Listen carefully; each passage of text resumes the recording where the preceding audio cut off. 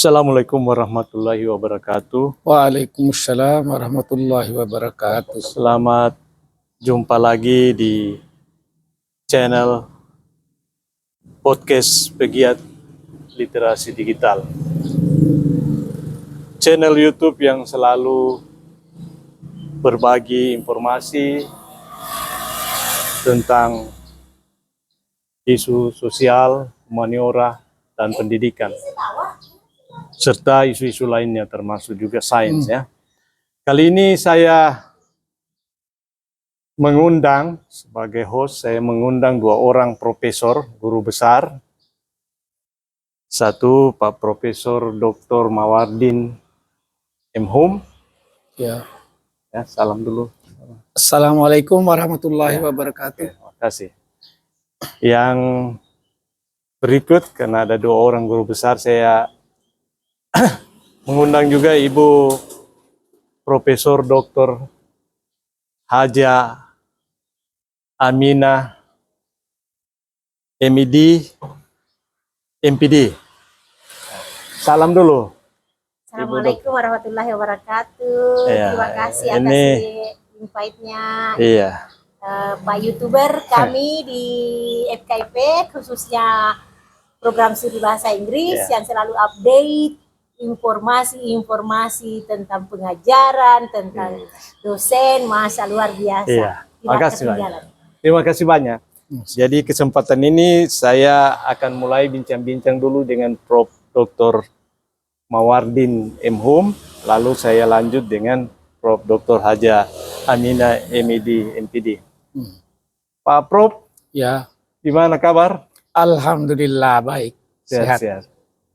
Pak Prof dipanggil Pak Prof Mawardin atau yang enak di telinga? Prof Mawardin. Bukan Prof Mawar ya? Bukan. Iya, bisa mereka bergurau. Ini Pak Prof ini di Palu sudah lama ya? Sudah lama. Alhamdulillah sejak 2008. 2008. Ya, bergabung dengan Untat. Asalnya dari Bima, Nusa Tenggara Barat. NTB. NTB. Tinggal di BTN. Di Bali. Just kidding ya, berdua. Iya, Oke, menarik sekali. Pak Prof ini guru besar bidang linguistik. Linguistik kekhususan bahasa Inggris. Bahasa Inggris, dari prodi bahasa Inggris.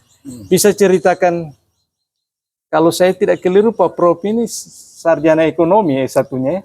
Iya. Ceritakan pengalaman studi di pendidikan formal dari S1 sampai S3 dan apa kesan-kesannya menjadi akademisi menggeluti ilmu pendidikan dan pengajaran bahasa ya. S1 saya sastra Inggris, Universitas Muslim Indonesia. Dua berarti ya. Kemudian karena mengajar di Sekolah Tinggi Ilmu Manajemen, saya lanjut juga S1 di Sekolah Tinggi Ilmu Ekonomi. Jadi jurusan dua S1, manajemen, ya, manajemen sumber daya manusia. Bahkan sebenarnya 3, yaitu Usuluddin. Usuluddin, SAG? Iya. Tidak sampai selesai, tapi karena program waktu di UMI itu mahasiswa yang berprestasi boleh masuk interdisipliner, memilih fakultas lain gratis. Iya. Itu programnya almarhum Kiai Haji Profesor Dr. Abdurrahman Basalama. Iya, saya ingat.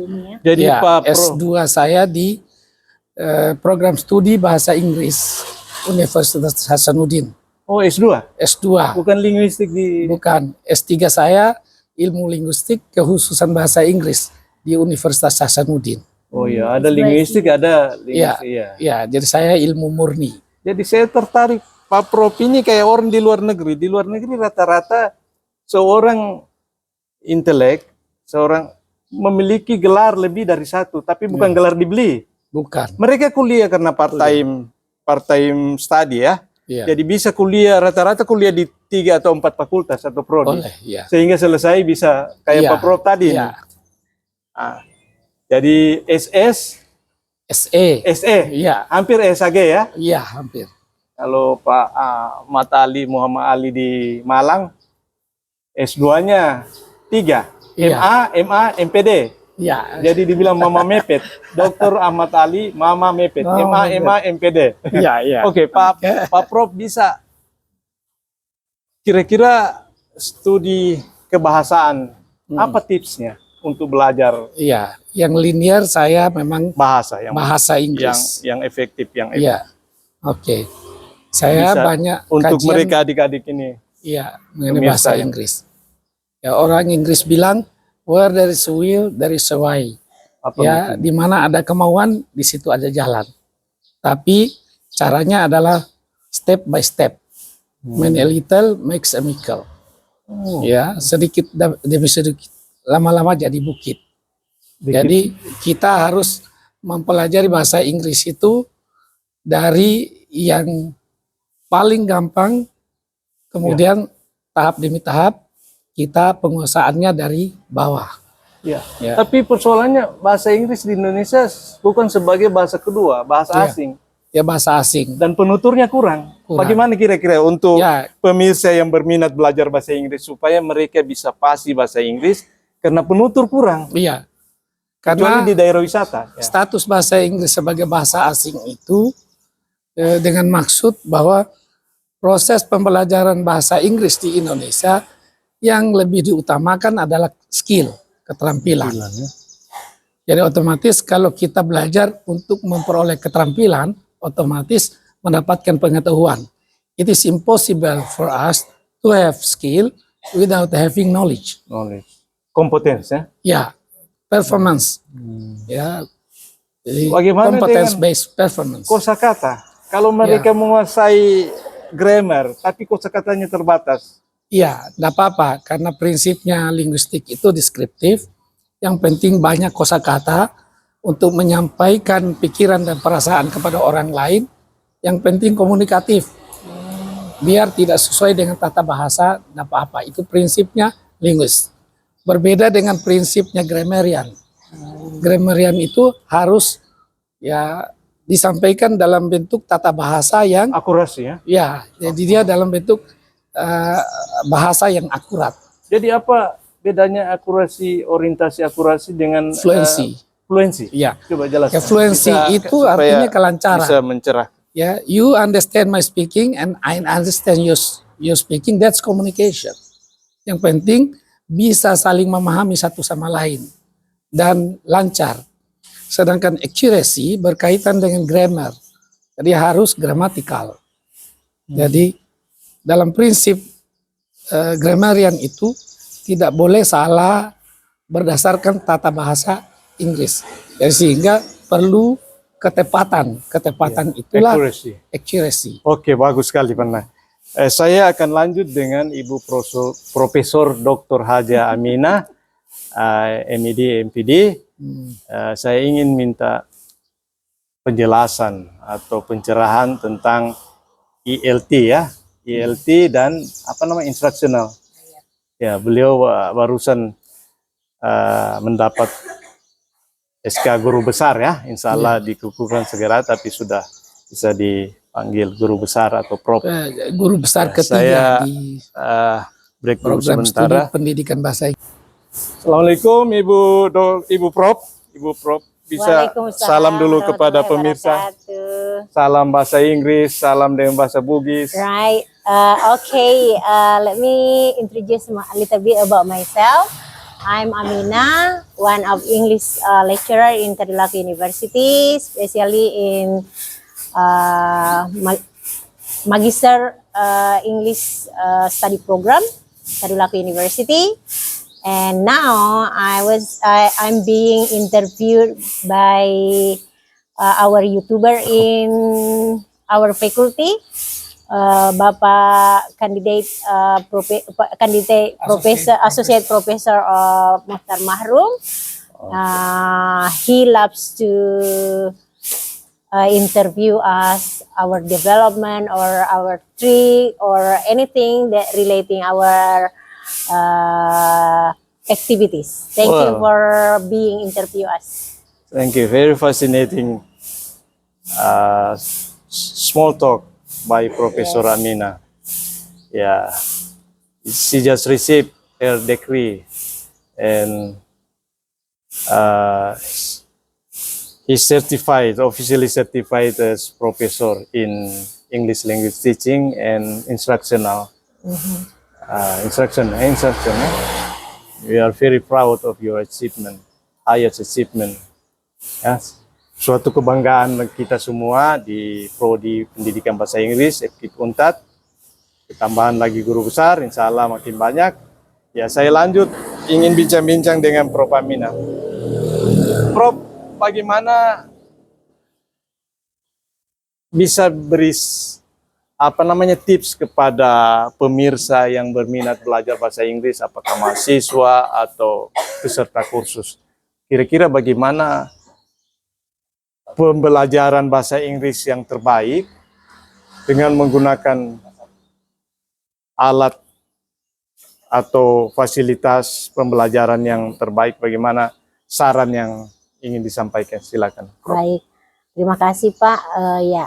Berkenaan dengan apa yang saya geluti sekarang sebagai dosen, kemudian sampai di titik ini membawa saya ke pencapaian yang diimpikan tentunya semua dosen, untuk mencapai gelar profesor atau guru besar.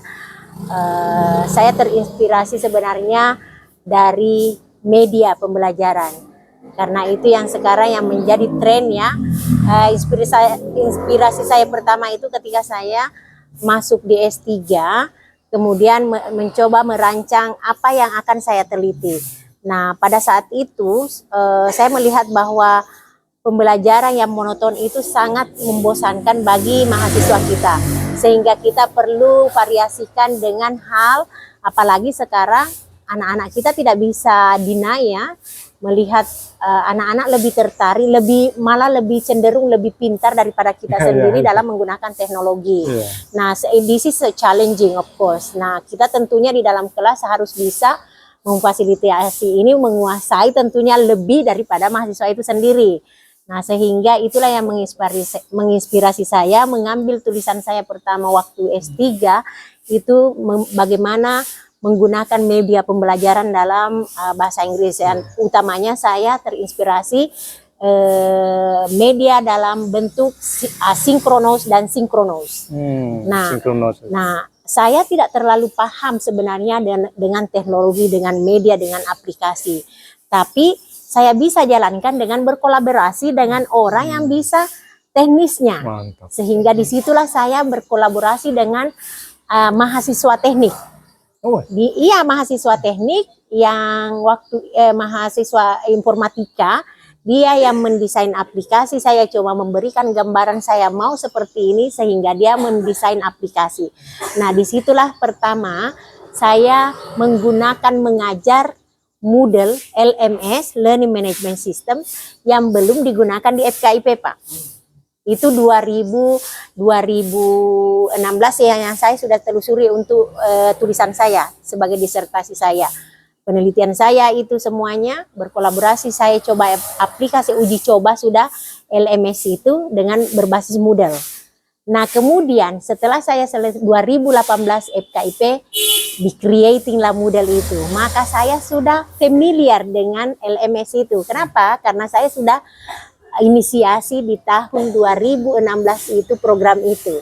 Sehingga saya tinggal convert apa program yang ada di LMS yang saya ciptakan create itu, convert dengan LMS Moodle yang digunakan oleh FKIP. Nah, itu sudah. Kemudian menarik ya. Ya, kemudian lanjut. Kita dapat musibah gempa. Dan itu menghentikan pembelajaran.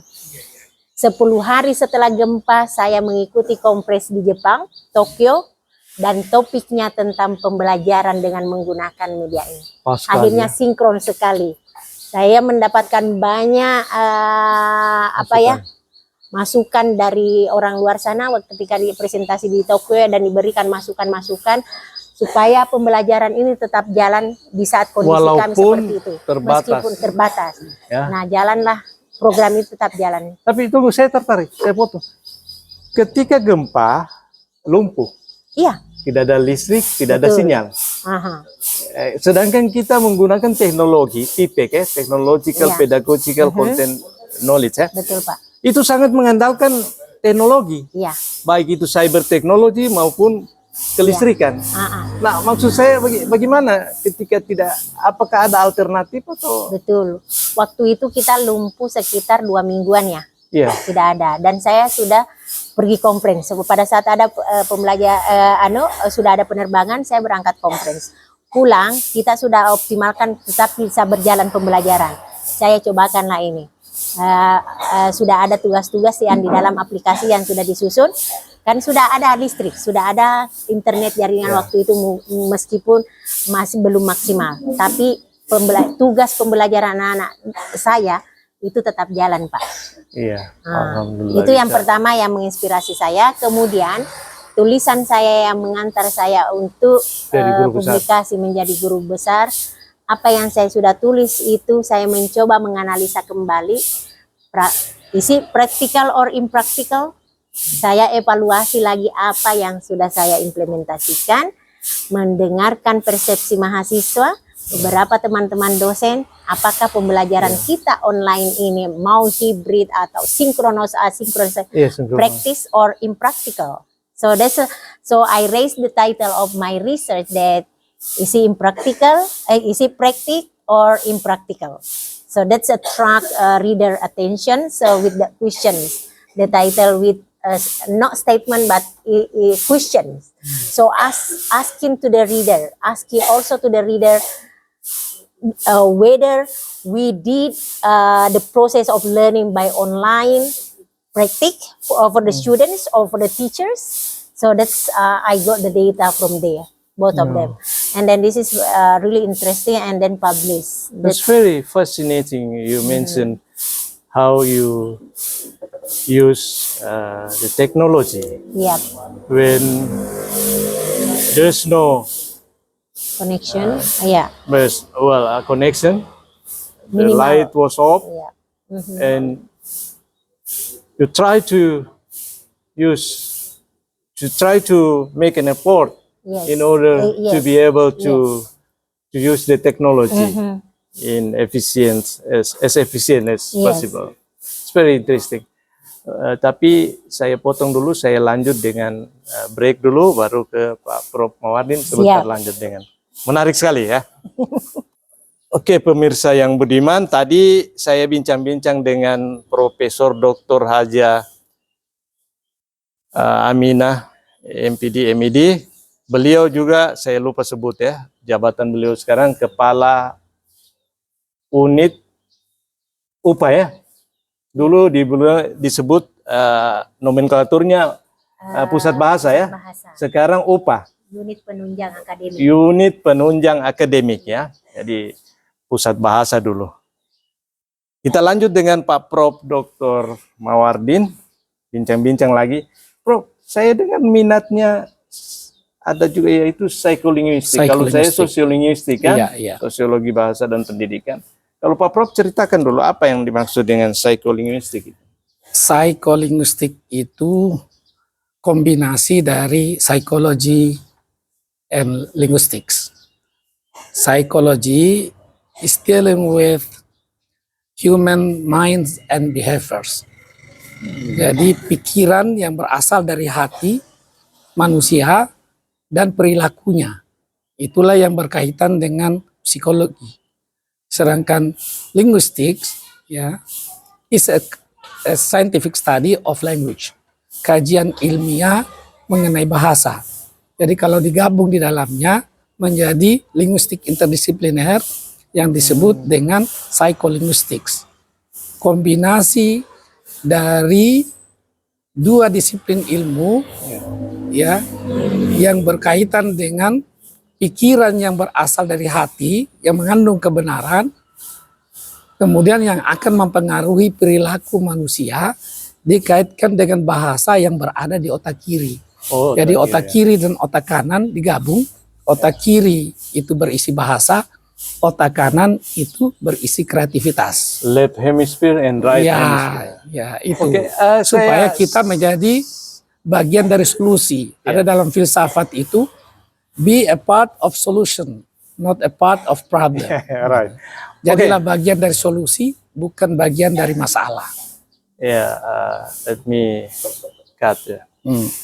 What about bagaimana dengan pembelajaran bahasa, terutama bahasa apa kaitannya psycholinguistics, apa peran psycholinguistics, ya, the function of the role of psycholinguistics in language teaching and learning. Iya, kaitannya dengan bahasa, saya terinspirasi dalam prinsip agama.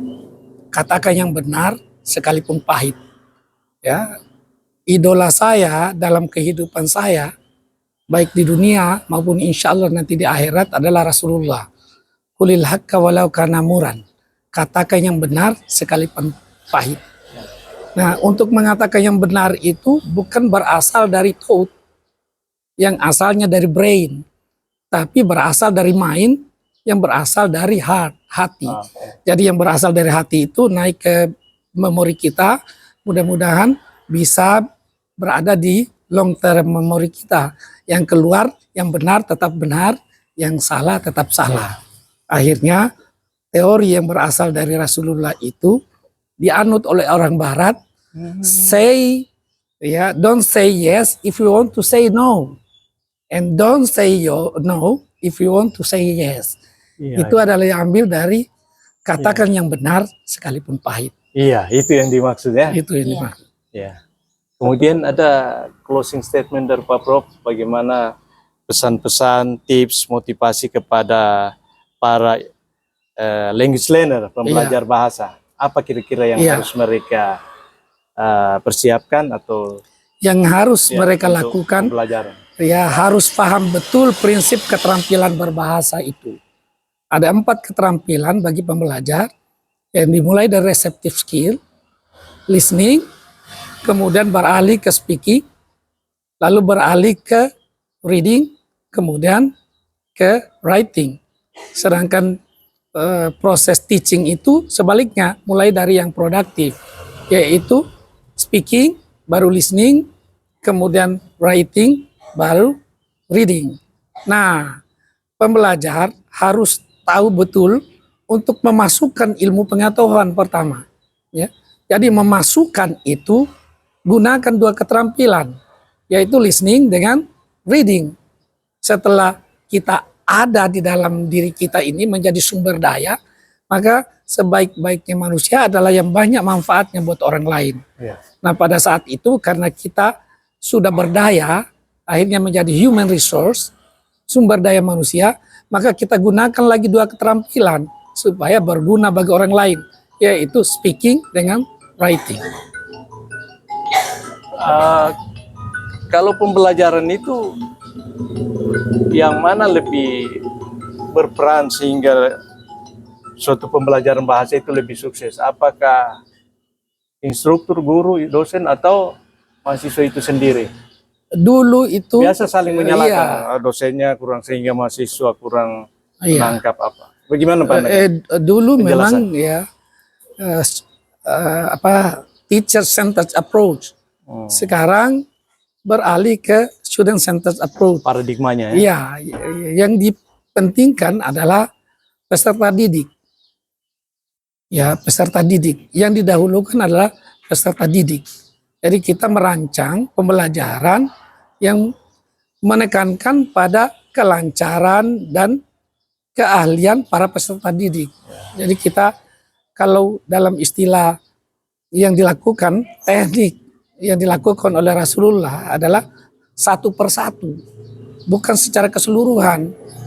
Ya, jadi ditiru oleh kedokteran, problem based learning itu. Problem based learning. Iya. Jadi ketika ada masalah, maka penekanannya yang lebih utama dilakukan adalah sesuai dengan masalah yang bersangkutan. Pada zaman itu Rasulullah ditanya oleh para sahabat, Masya Allah. apa yang seharusnya saya lakukan, yang lebih utama saya lakukan? Karena Rasulullah tahu sahabat itu orang yang malas sholat, maka Rasulullah akan mengatakan yang paling utama yang kau lakukan adalah tiangnya agama, melaksanakan sholat. Tetapi berpindah ke sahabat lain, ternyata Rasulullah tahu bahwa sahabat itu kurang taat kepada orang tua. Sehingga ketika ditanya apa yang lebih utama yang paling utama saya lakukan, itu taat kepada orang tua. Iya. Jadi begitu seterusnya, berpindah lagi ke sahabat yang satu, ternyata sahabat itu tidak menghargai tetangga, selalu bertengkar sama tetangga. Jadi Rasulullah mengatakan yang paling utama kau lakukan adalah menghargai tetangga. Oke. Begitu seterusnya. Terima kasih Begitu banyak, juga Prof. dalam pembelajaran bahasa Inggris ini. Iya, dikaitkan. Dikaitkan, ya. Kalau yang bersangkutan masalahnya pada proses penggunaan tensis, maka tensislah penekanannya. Tetapi ketika yang bersangkutan bermasalah pada passive voice, maka passive voice. Oh, jadi dilakukan. problem base ya. Iya, problem based learning. Problem based. Ternyata mahasiswa kajiannya tinggi, tapi auxiliary verb belum. Iya. Maka penekanannya adalah kau harus belajar dulu dari dasar. Don't move to another chapter before mastering the first one. Gitu. Jangan beralih ke yang satu sebelum mahir yang pertama. Iya. Jadi jangan beralih Menarik ke ya. bab selanjutnya sebelum mahir yang pertama. Sistematis ya. Itu. Oke, kita terima kasih Prof. Ya, kita lanjut tapi kita break dulu. Kita lanjut ke Mem Prof Amina ya. Ya, kita kembali back to Profesor Dr. Haja Amina, MPD, MPD. Prof, ini bagaimana closing statement terkait pembelajaran bahasa menggunakan instructional media ya sebagai pakar guru besar dalam bidang ELT, ya, language learning and instructional media. Baik. Buat saya paham atau saya yakin bahwa apa yang saya lakukan ini bukan hal yang luar biasa, tapi masih banyak hal-hal yang dilakukan oleh orang-orang hebat. Tapi yang saya percaya ada satu kutipan yang saya ambil bahwa itu sangat mungkin bisa share kepada teman-teman. Kutipannya seperti ini, a drop of water affect a ripple, ya. Jadi satu tetesan air itu menghasilkan gelombang. Ada efeknya gelombang. Satu riak menghasilkan riak. Artinya satu perbuatan kecil yang kita lakukan itu ada dampaknya yang baik. Mau besar atau kecil, tapi at least ada perubahan yang dilakukan. Ada kemauan yang dilakukan. Itulah yang saya kutip, yang saya rasa bahwa sekecil apapun yang kita lakukan itu untuk kebaikan, sekecil apapun kebaikan yang kita lakukan itu ada perubahan di dalamnya, ada perbaikan di dalamnya, itulah. Iya, menghasilkan gelombang. Iya. Batu. Nah, seperti Iya, menarik sekali pemirsa yang budiman. Kesempatan sore yang jelang maghrib sini kita sempat bincang-bincang dengan dua guru besar Pataba ya, guru besar di Morowali. di Kota Bungku, ibu kota Morowali ya. Kebetulan kami dapat tugas mengajar kelas offline di kampus 2 Morowali, S2 Pendidikan Bahasa Inggris. Saya bersama dua guru besar dan Pak Dr. Mukrim, koordinator program studi S2 di Pasca Sarjana Unpad. Yang saya sedikit buat ringkasan atau ulasan tadi sedikit. Jadi dari Pak Prof dihubungkan dengan ajaran Kanjeng Nabi Rasulullah ya, bahwa katakan yang benar walaupun Meskipun itu itu salah ya, pahit. kita hubungkan pahit. Jadi kita betul-betul harus mengatakan yang benar walaupun kita masih ragu-ragu, tapi kalau kita yakin berdasarkan ini menarik kita hubungkan, karena ini beliau ini selain guru besar di prodi pendidikan bahasa, beliau juga ustaz ya, sama dengan Mem Haja ini, Mem Prof, ustazah. Jadi ada yang menarik Mem Prof tadi ya, Ibu Prof Dr. Haja Amina menutup dengan filosofi air. Jadi saya teringat guru agama saya ya, ketua PAN di Toltol ya, Partai Amanat Nasional. Beliau itu yang jadi inspirasi sampai sekarang, sampai saya lanjut S3, dapat beasiswa S2, S3, bahkan dari S1 ya. Beliau katakan kalau itu mirip, dia bilang Mutar, walaupun kita tidak cerdas, jenius, tapi kita harus punya filosofi seperti air. Air kalau menetes di batu yang keras, lama-lama batu itu ya, drop per drop, ya, setiap tetesan itu akan melubangi. Sama orang tidak cerdas, kalau dia tekun dan dia punya kemauan, seperti Pak Prof katakan, where there is a will, there's a way. Di mana ada kemauan, di situ ada jalan. Nah, itu yang walaupun kita tidak cerdas, tidak jenius, tapi kalau kita punya motivasi, punya kemauan, insya Allah kita sukses. Begitu juga para pemirsa yang ingin belajar bahasa Inggris, atau bahasa Prancis, bahasa Arab, atau apa saja bahasa asing. Jika ingin menguasai bahasa tersebut, ikutilah tips yang diberikan kedua pakar guru besar ilmu pengajaran bahasa, ya, ilmu bahasa. Kalian insya Allah akan sukses belajar bahasa Inggris atau bahasa asing apa saja dengan teori, baik itu teori pengajaran maupun teori bahasa.